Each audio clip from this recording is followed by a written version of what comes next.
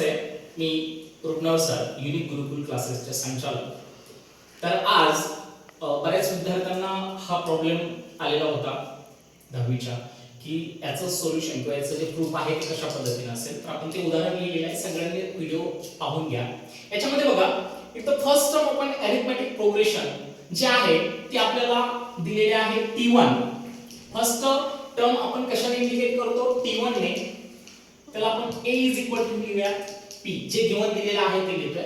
Second term is indicated by T2, ती आपल्याला दिलेली आहे q. ही गिवन डाटा आपण इथे लिहितोय. आणि लास्ट टर्म आपल्याला माहिती आहे, लास्ट टर्म आपण इंडिकेट कशाने करतो? Tn. तर आपल्याला इथे Tn दिलेला आहे r.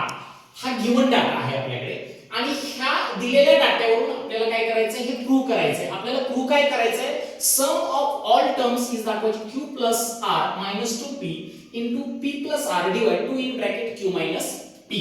तर बघा, ज्यावेळेस आपल्याला सम ऑल टर्मची काढायची असते त्यामध्ये आपल्याला सर्व किमती माहित असणं गरजेचं आहे. कुठल्या? Tn आहे, तो आपण तर Tn चा फॉर्म्युला जर यूज केला, Tn is equal to a plus n minus 1 into d. ह्याच्यामध्ये पहा, आपल्याला सम काढायची असेल तर आपल्याला पहिल्यांदा व्हॅल्यू काढायची n ची. n ची व्हॅल्यू काढताना आपण जर इथं पाहिलं, आपल्याकडे Tn ची किंमत आहे, a ची देखील आपल्याकडे किंमत आहे, परंतु d ची किंमत नाहीये. d means difference. तर तो आपण काढून घेऊया. d is equal to t2 minus t1. t2 ची किंमत आहे q आणि t1 आहे p. म्हणजे मी इथं कोणाची किंमत काढून घेतली? d ची किंमत फाइंड आउट केली. आता हीच किंमत आपण काय करणार आहे? सगळ्या किमती इथं पुट केल्यानंतर आपल्याला n ची व्हॅल्यू काय होणार आहे? इथं निघणार आहे. tn ची व्हॅल्यू मी पुट करतो r. a इंडिकेटेड आपण p ने केलेलं आहे, म्हणजे p आपण इथे लिहिणार n मायनस 1 आणि t आत्ताच काढला q मायनस p. मी तुम्हाला सांगितलं आपल्याला सम काढायची म्हणजे व्हॅल्यू कोणाची काढावी लागेल? n ची. ती आपण काढूयात अगोदर. प्लस च मायनस r मायनस p, इकडे राहिले n minus 1 into q minus p. Into च परत डिवायडेशन करूया आपण, r minus p divide q minus p is equal to n minus 1. आपल्याला फक्त n ची व्हॅल्यू काढायची असल्याने मायनस ची इकडे काय होईल? Plus r minus p divide q minus p plus 1 is equal to n. इथं काय नाही, म्हणजे आपण 1 घेतो कारण आपल्याला कॅल्क्युलेशन करायला सोपं पडेल. आपण क्रॉस मल्टिप्लिकेशन करूयात.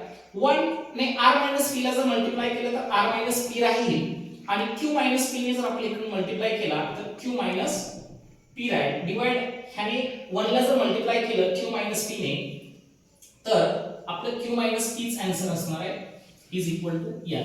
थोडंसं ऑब्झर्वेशन केलं इथं तर लक्षात येईल तुमच्या की दोन p आहेत, आपण त्याची काय करणार? मायनस p आणि minus p, minus become plus, म्हणजे मायनस 2p आन्सर येईल आपलं. इथल्या याच्यानुसार आपण मांडणी करूया q plus r minus 2p divide q minus p is equal to n. आपल्याला इथे किंमत मिळालेली आहे n ची. आता आपल्याला काय करायचं आहे? सम ऑफ ऑल टर्म्स प्रूव्ह करण्यासाठी आपल्याला Sn चा फॉर्म्युला यूज करायचा आहे. सम ऑफ ऑल टर्म्स जर काढायचे असेल तर आपण Sn चा फॉर्म्युला यूज करूया. n upon 2 in bracket t1 plus tn.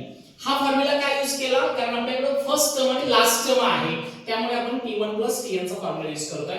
बघा, n डिवाइड 2 यांची व्हॅल्यू आपण फाइंड आउट केलेली आहे q plus r minus 2p divide q minus p, आणि परत डिवाइड आपण करणार आहे 2. इथं ब्रॅकेट मध्ये t1 ची किंमत आपण पुट केलेली आहे p प्लस tn ची किंमत केलेली आहे r. आता इथं काय करावे लागेल बघा आपल्याला? हा पहिला जो रेशो आहे, जो जशाच तसा लिहूया q plus r minus 2p divide q minus p. हे डिवाइड चं मल्टिपल मध्ये जाईल 1/2 इनटू p प्लस r आहे. इथं काय करू शकतो आपण? मल्टिप्लिकेशनचं साइन आहे, न्यूमरेटरचं जे मल्टिप्लिकेशन आहे ते आपण न्यूमरेटरच्या ठिकाणी लिहिणार आहे, म्हणजे q plus r minus 2p into 1 ने मल्टिप्लाय केलं तर आपलं तेच आन्सर राहील. काय राहील? p प्लस r डिवाइड ह्या दोघांचं मल्टिप्लिकेशन आपण इथे लिहू शकतो 2 in bracket q minus p. तर हे आपलं काय आलं? सम ऑफ ऑल टर्म्स आपल्याला हे प्रूव्ह करायचं होतं.